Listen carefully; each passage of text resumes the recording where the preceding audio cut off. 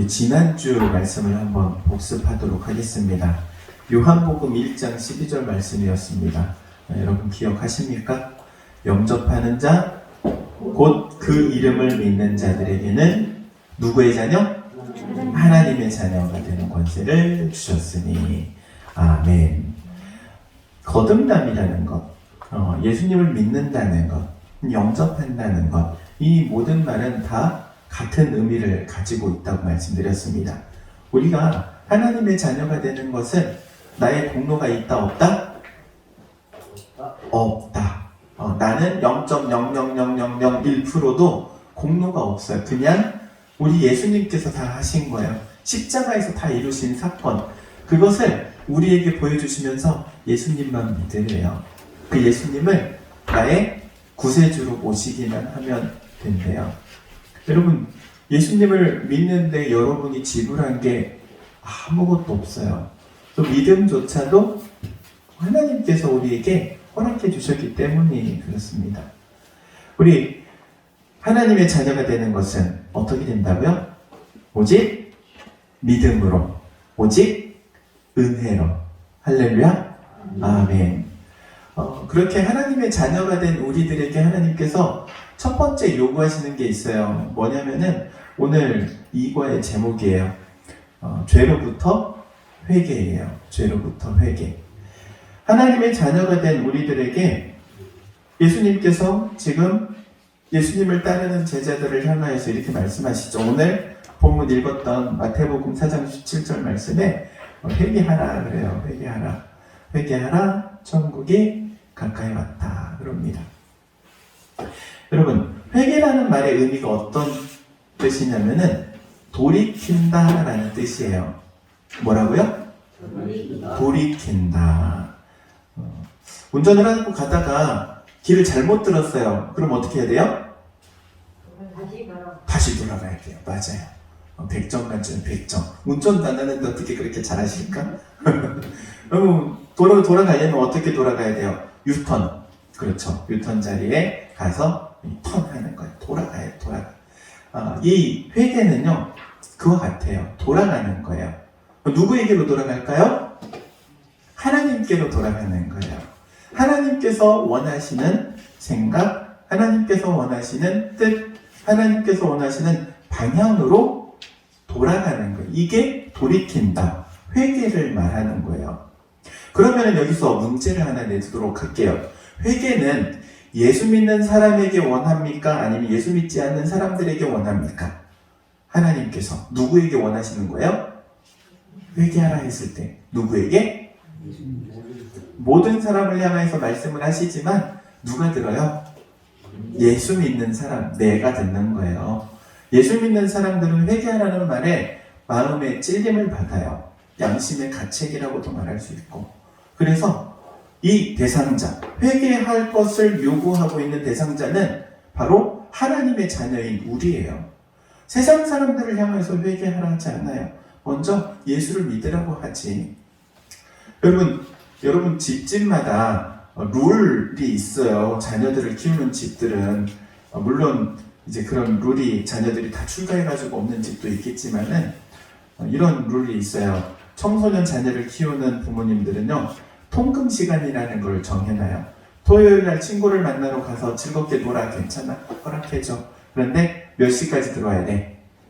9시까지 들어와야 돼? 혹은 많이 봐줬다. 그래, 10시까지 들어와야 돼? 기준을 다 정해놔요. 몇 시까지 돌아와라. 그러면은 자녀는 그 시간에 맞춰가지고 들어와요. 그 집안에 통하는 법이에요. 집안에 통하는 법. 가족끼리 통하는 법이에요. 옆집에는 그 법이 통해요, 안 통해요? 안 통해.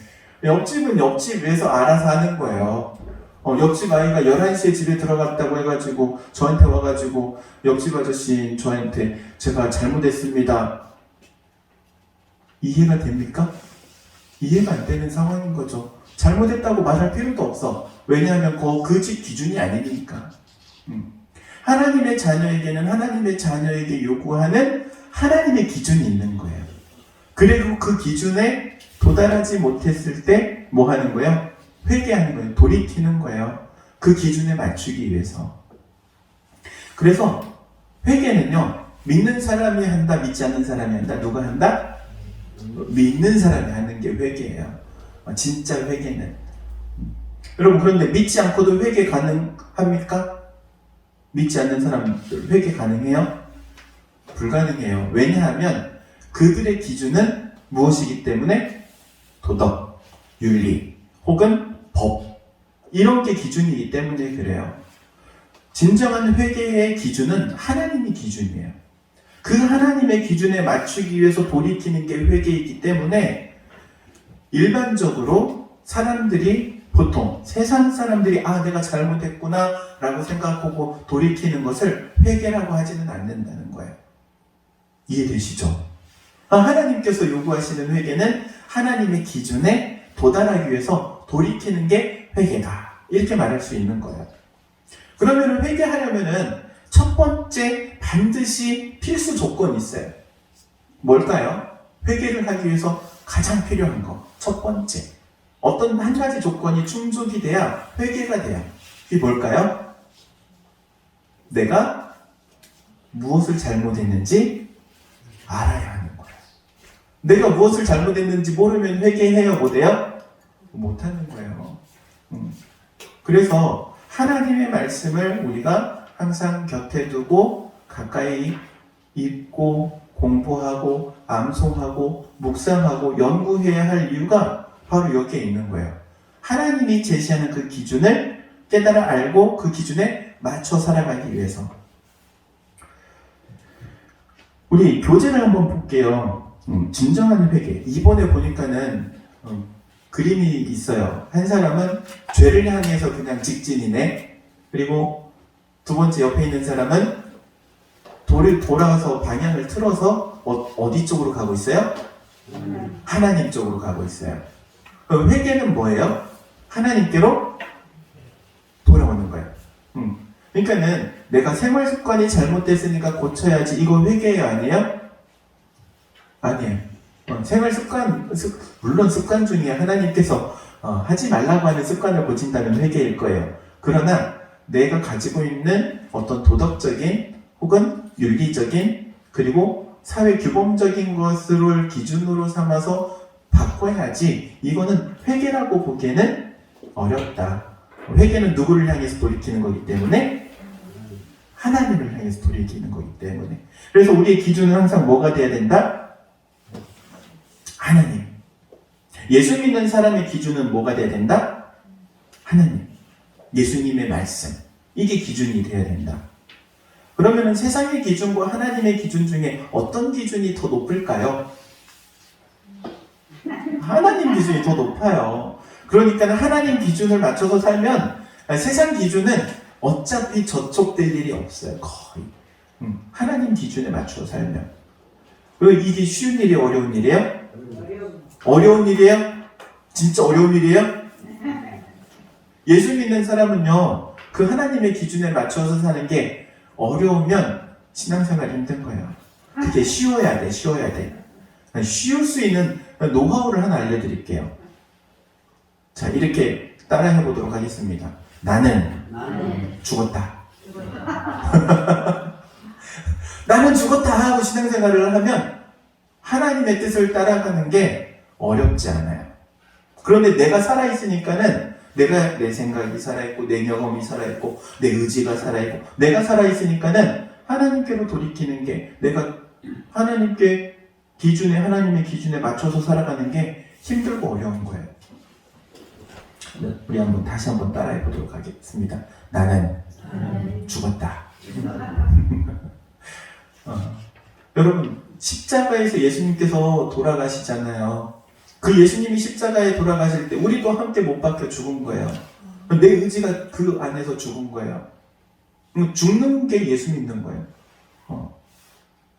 그래서 하나님의 말씀 앞에 순종할 수 있는 가장 기본이 되는 것, 내가 그리스도와 함께 십자가에 못 박혔나니 그런즉 이제는 내가 사는 것이 아니요 오직 내 안에 그리스도께서 사신 것이라.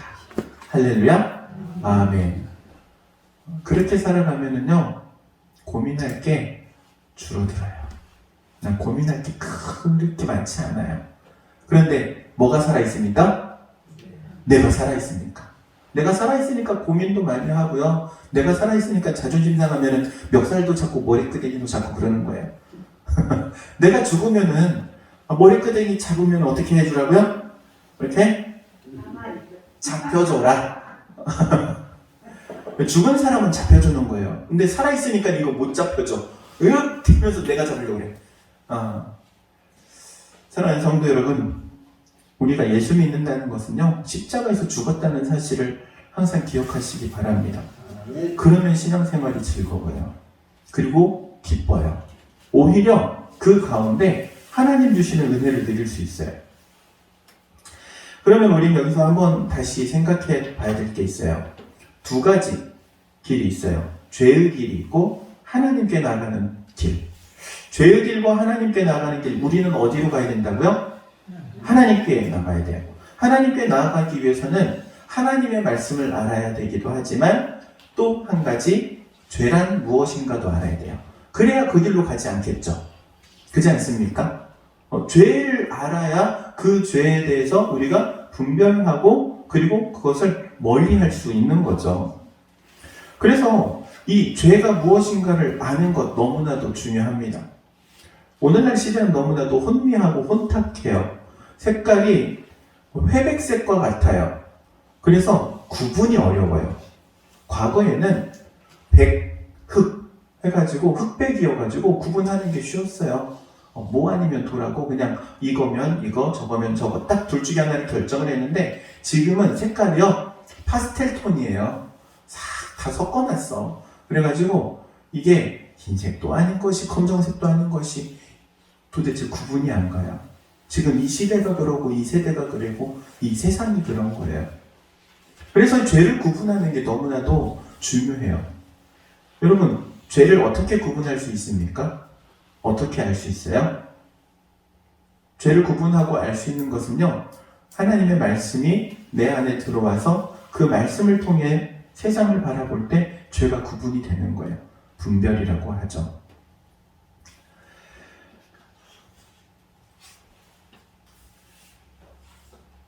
지금까지 쭉 설명한 게 6번까지 설명을 한 거예요. 그래서 6번을 한번 보도록 할게요. 5번과 6번이 이제 같이 묶여져 있는 건데, 어떤 시합을 합니다. 높이 뛰기를 해요.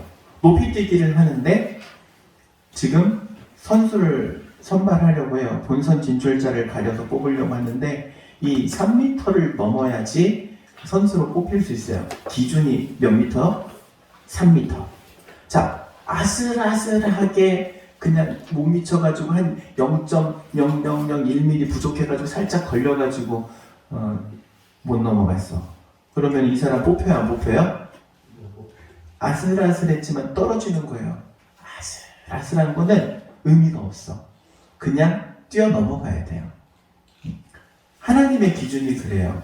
우리에게 기준을 요구했을 때 그것을 아슬아슬하게 안타깝다 이런 거 없어요. 그냥 넘어가야 돼요. 그 기준을 뛰어 넘어야 되는 거예요. 하나님께서 제시하시는 기준, 하나님의 말씀이 기준이 되었고 성령의 인도하심과 감동하심이 우리한테 기준이 되었을 때 그 기준을 홀짝 뛰어 넘어가야 합격! 안 그러면은 아쉬워서 아까워도 걸리면은 못 넘어가는 거예요. 죄에 대해서 많은 이야기들이 있습니다. 오늘날 죄를 구분하는 기준이 오늘날 사람들, 세상 사람들이 바라보는 죄의 기준, 그리고 예수 믿는 우리가 바라봐야 하는 죄의 기준 너무나도 다르죠. 한 가지 예를 들어보도록 할게요. 여러분, 동성애 죄입니까 아닙니까? 예수 믿는 사람들은 죄라고 다 인식을 해요. 그런데 요즘 젊은 아이들에게는 동성애가 죄니? 그러면은 죄 아니라고 그래요.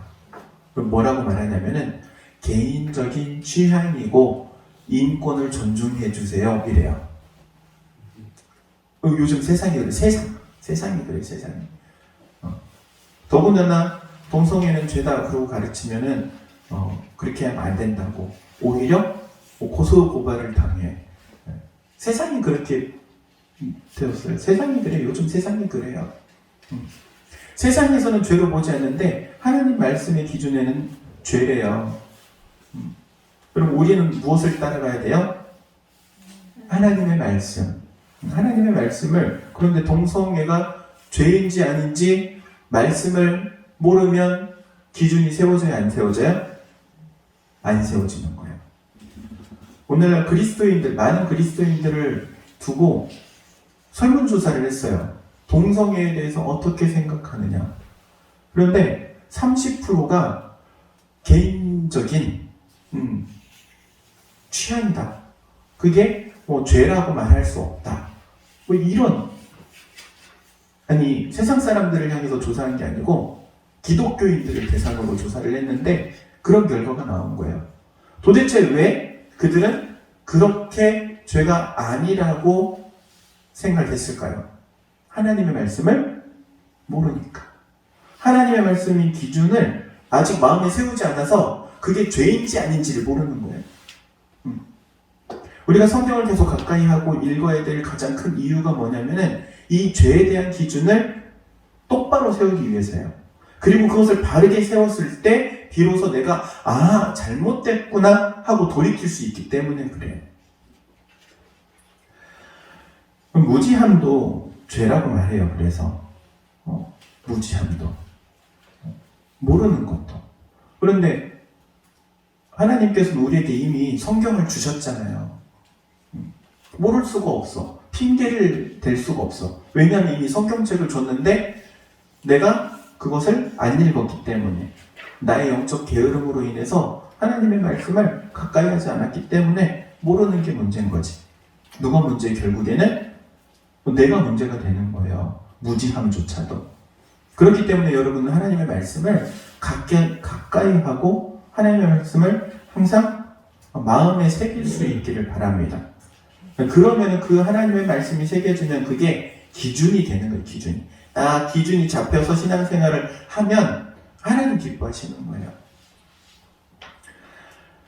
그리고 이 죄에 대해서는 하나님께서 왜 죄를 멀리하라고 말씀하시냐면은 이 죄는 전염병과 같기 때문에 그래요. 죄는 퍼져나가요. 죄의 특징이에요. 죄는 퍼져나가요. 질적으로든 양쪽으로든 심각해져. 죄라는 건 점점점 심각해져가고 점점점 퍼져나가는 특징이 있어요. 다윗의 예를 들어볼게요. 다윗의 그 이야기 가운데 밧세바와 동침하는 이야기 있잖아요. 한순간에 밧세바와 동침했나? 그렇지 않아요. 이 다윗이 밧세바와 동침하기까지 과정들이 있어요.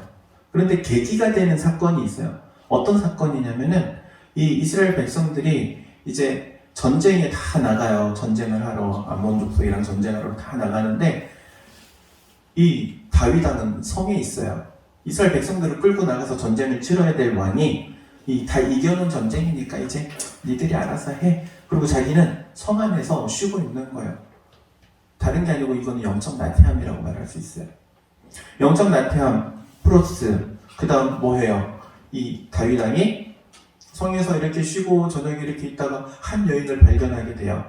목욕하는 여인을 발견했던 것 같아.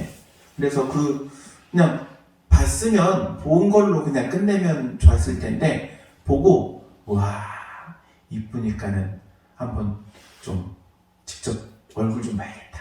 그리고 데려와요. 데려오고 나서 누군지도 알아보잖아요. 누구냐 물어보니까 지금 전쟁터에 나가서 전쟁을 치르고 있는 우리야, 신하 우리야의 아내입니다. 인적 조사까지 다 해놓고 불러와요. 얼굴을 보니까 너무 마음에 들어. 그리고 동침하잖아요. 7계를 범하고 그걸로 끝났으면 오히려 좋았을 거예요. 그런데 이 밧세바가 아이를 갖게 되니까 그것을 감추기 위해서 우리야를 전쟁터에 나가서 죽게 만들잖아요. 여러분 영적 나태함이 점점점 발전해요. 심각해져 가요. 돌이킬 수 없는 일로 가요. 살인에까지 이르게 되는 거예요. 이 죄의 특징이에요. 죄의 특징. 죄는 처음부터 심각하게 시작하잖아요.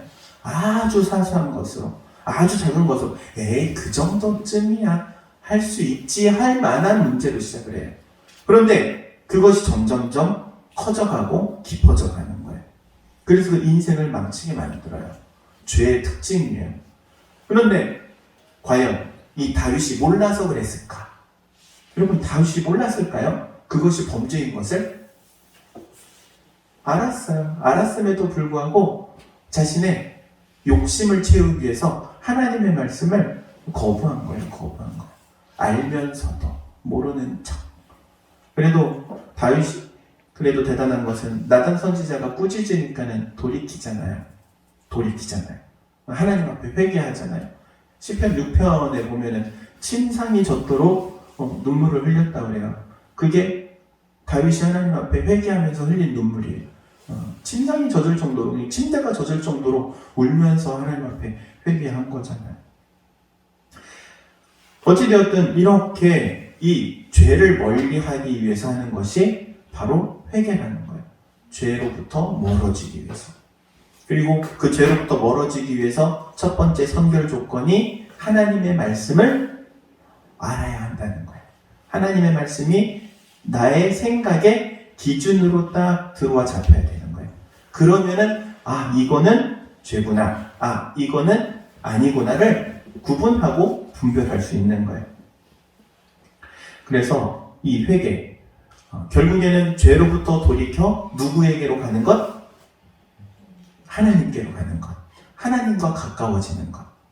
그리고 이 회개는 한 번으로 끝나는 게 아니고 우리의 삶에 계속해서 요구되는 거예요. 왜냐하면 하나님의 말씀을 한 번에 알 수 있는 게 아니고 한 번에 깨닫는 게 아니기 때문에 그래요. 깨달은 만큼 돌이키고 알게 된 만큼 돌이키고 계속해서 돌이키는 거예요.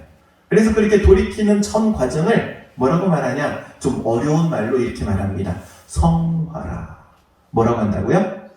성화. 그러니까 우리가 성화되어져가는 과정 가운데 제일 중요한 요소가 뭐다? 회개다. 이렇게 말할 수 있는 거예요. 하나님께서 우리에게 요구하시는 거예요. 성화를 요구하시는데 다른 말로 회개를 요구하시는 거예요. 야, 이제 내 기준에 좀 맞춰서 살아봐. 네가 가지고 있는 기준 내려놓고 이제는 내 기준 가지고 살아봐. 여러분, 그런데 그 하나님의 기준을 붙드는 순간 놀라운 축복이 임하는 거예요. 성화를 비롯해서 말할 수 없는 축복. 제가 이거는 주일날 여러분에게 말씀드리도록 하겠습니다.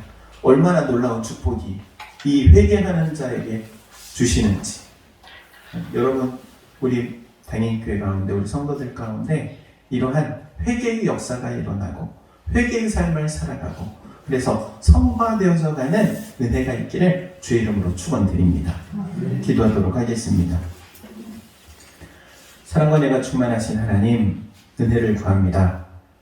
예수님께서 우리를 향하여 회개하라 말씀하시는 그 주의 음성이 우리의 마음을 울리게 하시고 우리의 생각과 우리의 삶의 행동을 하나님이 원하시는 기준에 맞추어 나아갈 수 있도록 하나님 친히 인도하여 주시고 성령으로 감동하여 주옵소서.